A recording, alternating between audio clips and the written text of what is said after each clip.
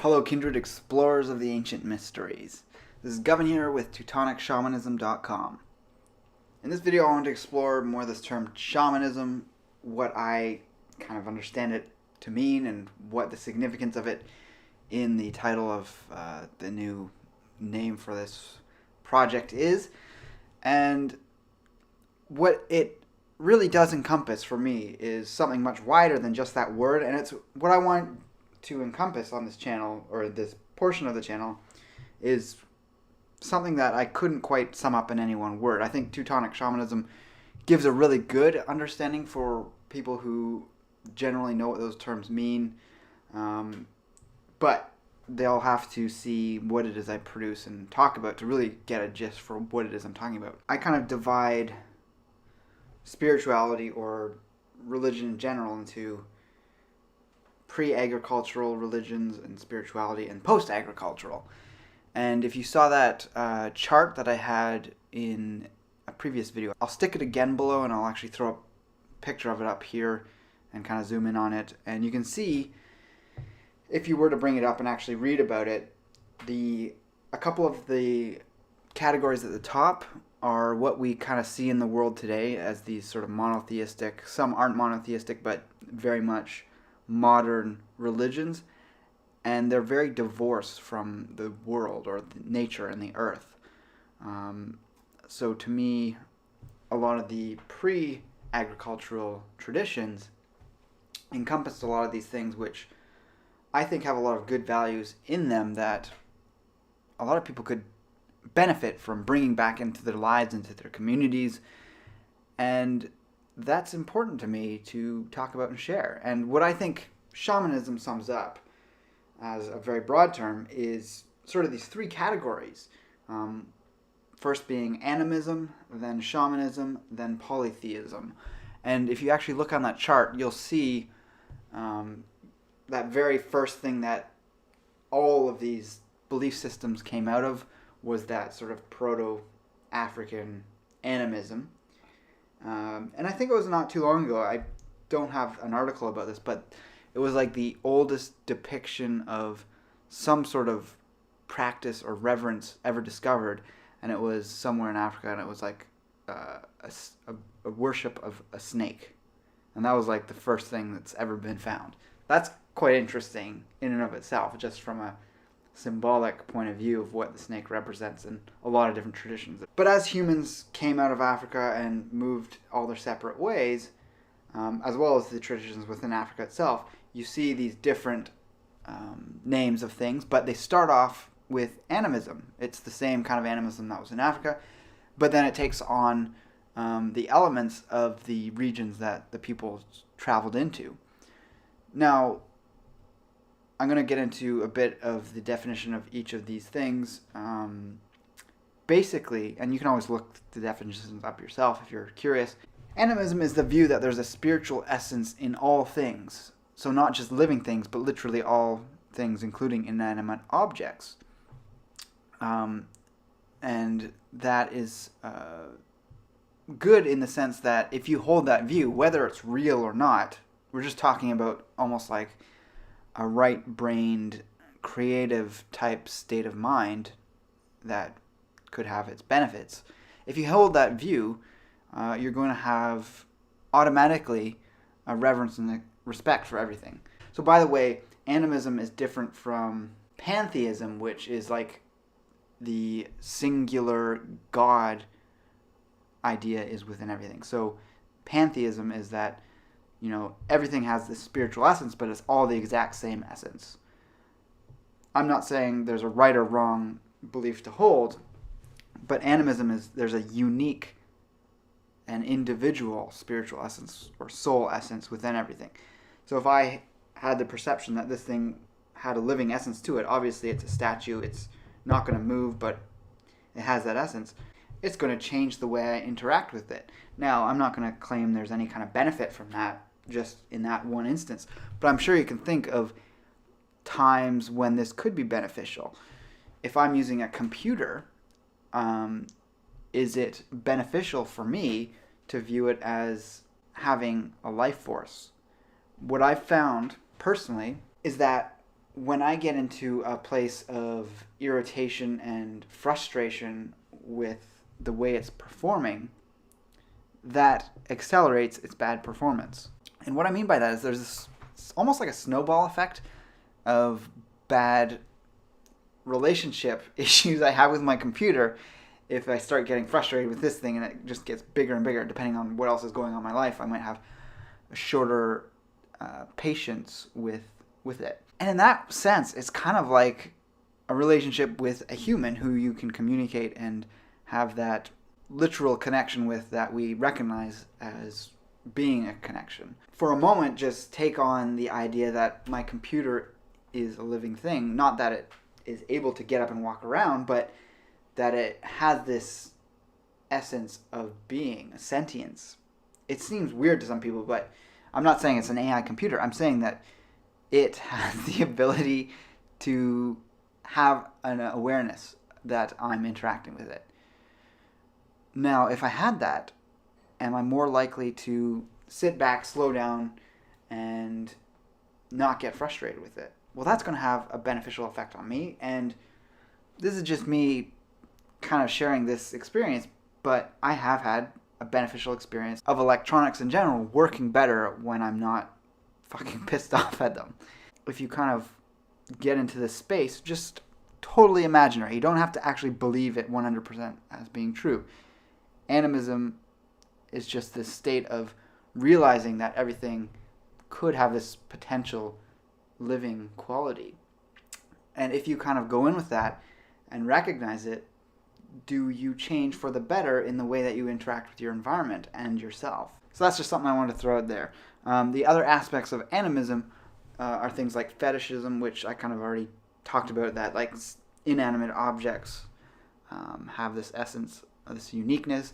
And I guess fetishism is when you get a heightened awareness for specific objects. So have you ever thought about like how family heirlooms, they have this special quality about them, and it's not necessarily just because they're unique in the fact that they're old and there might not be many of that type made, or they might be 100% unique, and it's the fact that it's been used by family members over time and it has this history, and that gives it an essence that I think a lot of people hold to a higher degree than you would say that same object that was similar in type. So say it's a silver spoon set or silverware. You could go out and buy a brand new set of silverware, but that old one holds more significance, even though a new one might be shinier, more modern and fashionable, etc.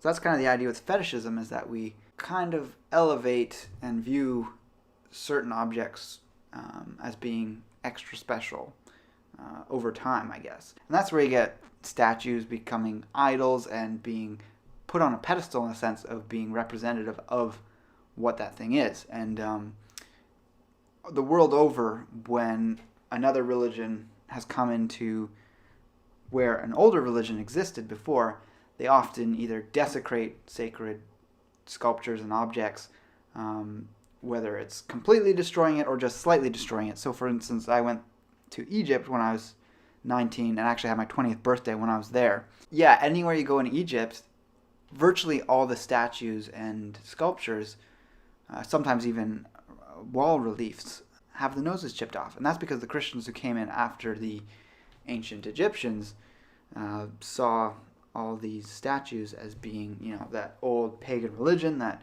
we need to get rid of. And the way to deactivate the statues from having that living force and that quality and power was to take out the nose, because then they can't breathe and the statue dies.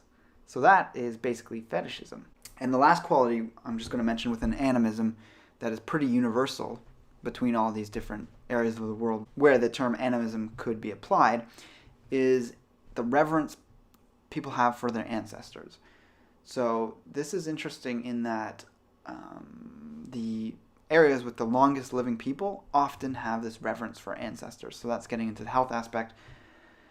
But if you think, again, for a second, you don't have to believe that there's an afterlife, but if you pretend there is, or you can believe it 100% if you want, but if you pretend there is, or at least the potential that there might be, and that your ancestors are out there looking at you and have expectations for you, what's going to be a bigger motivation for you in life to live it to its fullest, to do yourself and your family name proud, living the nihilistic worldview that, there's nothing and we're just destined to die and everything we do is meaningless, or the idea that there's ancestors out there that are helping us, but also, kind of giving us a watchful eye, a discerning eye, and hoping that we don't screw up and mess up our family's reputation and heritage.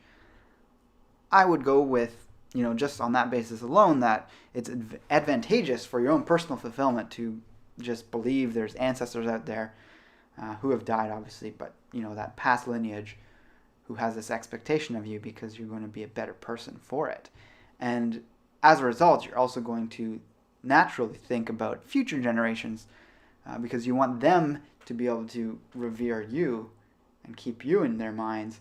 And so as a result, you can then help create a better world that gives them a better place to live.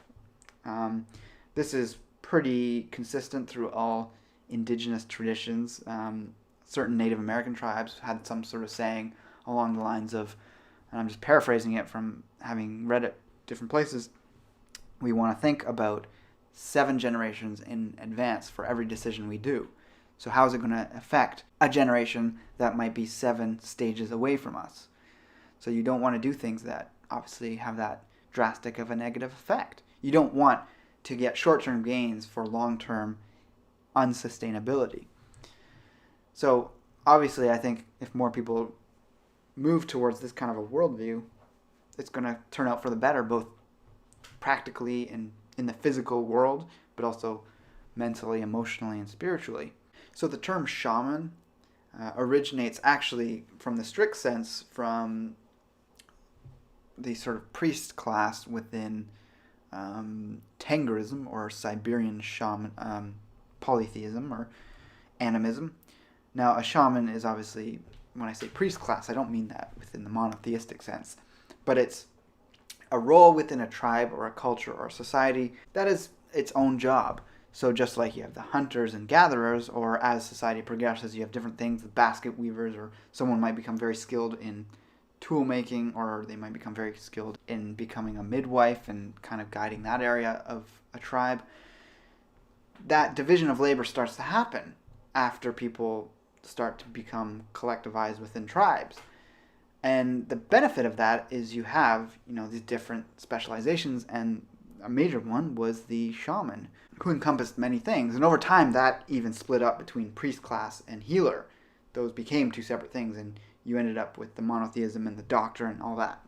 But you go back to a certain point in time, and the shaman was the healer, the psychotherapist, the motivator to, have a successful hunt and things like that. And while that term originally came from the Siberian traditions, it has been quite thoroughly accepted as being a term now applied anthropologically to this role in different cultures, within animistic cultures. So animism is kind of the broad term for what everyone believed, whether they were a shaman or not, and then the shaman existed within the animistic culture. And over time, that changed and evolved, obviously. But within different areas of the world, they had different names. So it could have been witch, sorcerer, brujo, conjurer, medicine man, wizard, Vitki. Vitki is actually the Northern European term and kind of meant wizard or sorcerer. And yeah, of course, there's other terms as well. Some people have a problem with the term shaman in that they think it's, or feel that it's appropriation, and I kind of addressed this in a recent video. This is obviously a touchy subject. I think there is definitely a valid place to bring up the idea of spiritual appropriation. To me, it doesn't really seem like it's degrading that tradition. Some people might feel differently. It'd be actually interesting to ask someone that actively practices within that tradition what they feel around that. Now, I'm just going to read from the Wikipedia entry on shamanism. And one of the authors or academics that first started using the term to describe this area of religious belief or spiritual tradition, belief, etc., was Mircea Eliade. And so he said, there are many variations of shamanism throughout the world, but several common beliefs are shared by all forms of shamanism. Common beliefs identified by Eliade are the following. Spirits exist and then play important roles both in individual lives and in human society. The shaman can communicate with the spirit world. Spirits can be benevolent or malevolent. The shaman can treat sickness caused by malevolent spirits. The shaman can employ trance-inducing techniques to incite visionary ecstasy and go on vision quests. The shaman's spirit can leave the body to enter the supernatural world to search for answers. The shaman evokes animal images as spirit guides, omens, and message bearers. The shaman can perform other varied forms of divination, scrying, throwing bones or runes, and sometimes foretell of future events. And just as an aside, there's actually no confirmation that runes, if we're talking specifically about Germanic or Northern European runes, there's no confirmed evidence they were actually used for scrying. But there was a writing, I believe, in Tacitus's Germania, the Roman scholar or historian, and he mentioned that there was some kind of scrying done with something that was thrown on the ground. But he didn't go into any details. He didn't say there was runes on whatever's being thrown on the ground. But it's almost certainly likely that they were, because there's qualities and characteristics ascribed to the runes, and they can make for very good divination tools, just like tarot cards or other forms of scrying like that. So just the fact that we don't have that doesn't mean that it's not a legitimate way of doing divination, if that's something that you're drawn to. So within this broad definition of what makes up the shaman, we see how that exists in various cultures. And the benefits to defining that is that if you're drawn to stepping into this type of a role, and it can be as specific or non-specific as you want. I'm not trying to create a ultra rigid way of doing things or practicing these things, but we can get various benefits from this, obviously. And I actually think you look at places like India or China, the shaman evolved in time. But if we're talking specifically about cultures that didn't have the advancement of monotheistic religions that wiped out the traditional practices, if the animistic shamanic cultures are allowed to evolve the way they do, they become more refined and specific in the application of the things they do. So you had various healing practices that then became qigong in ancient China. They also became martial arts. In India, you got yoga and things that developed out of the practices that were geared towards meditation. So in that sense, shamanism is the precursor to a lot of these very modern health practices that a lot of us are drawn to if we're looking for optimal fulfillment and physical vitality. And that's certainly partly because there's the element of spiritual and mental health that is part of overall vitality. But as you get into the more vigorous movements, then you obviously get into more concrete physical changes that happen to the body. And if we're going back to the idea of the northern traditions, we don't obviously see the refinement to the point of yoga, but there was the concept of warrior shamans. And I'm going to just stick another link below. And this is the origin of the term berserker. So a lot of the warriors had this sort of quality of turning into an animal when they'd enter the battlefield, or even leading up to that time. So within this article, it goes into the lead up to a battle where these warriors would go off and act and pretend to be the animal, even donning the skin of the animal. And that's where we get the term berserker. It actually means bare skin, berserker. And I guess zirkur is the term at the time for shirt or skin. And then there's the ulfthar, which is the wolf skin version. So there's the bear skin warrior and the wolf skin warrior. And that's why you see kind of like these old Viking or Frisian or whatever culture that was Germanic, they would have the bear or wolf pelt that actually came up and was the head. And obviously that's a very fearsome thing to see in battle. Moving on from the term shamanism, polytheism which I'm kind of still grouping within this whole way of viewing things, is the evolutionary step that a lot of animistic cultures took at a certain point. After the development of having the sort of priest class develop within these cultures, and it might happen after agriculture or even before. They might never enter the agricultural period, but polytheism begins to rise up, I think, when the desire and need for higher morality to increasingly take place and help shape the society for the better. So polytheism, I think what separates it from animism is when they start creating specific deities that embody certain attributes that the people within that culture see as noble virtues that they want to take on for themselves. So the reason that's different from animism is animism deals with direct things around us within nature and ascribing a spiritual component to them. But then polytheism is talking about deities that influence the physical world, but they're, celestial. They're quite a bit sort of beyond just the physical. They might interact with us frequently, but they exist in sort of an enlightened state in many cases is the description used, I guess. And if you compare different polytheistic traditions, you see a lot of similarities. I tend to view this area of these belief systems as very cultural specific, so that's why I talk about ethno-spirituality as beneficial if you kind of give some credence to that, because if you try and borrow this and that from every different tradition that you're drawn to on a whim, there may be certain disharmonies that come into effect for you. I think the complete pantheon of any one tradition is kind of like a symbolic internal way of working with these qualities we may want to develop within ourselves. So whether or not you view each deity as a literal person or being out there is besides the point. It's about what is the symbology that most resonates with you on the internal level. So, for example, there's a thunder god in virtually every tradition. Thor in the Northern European.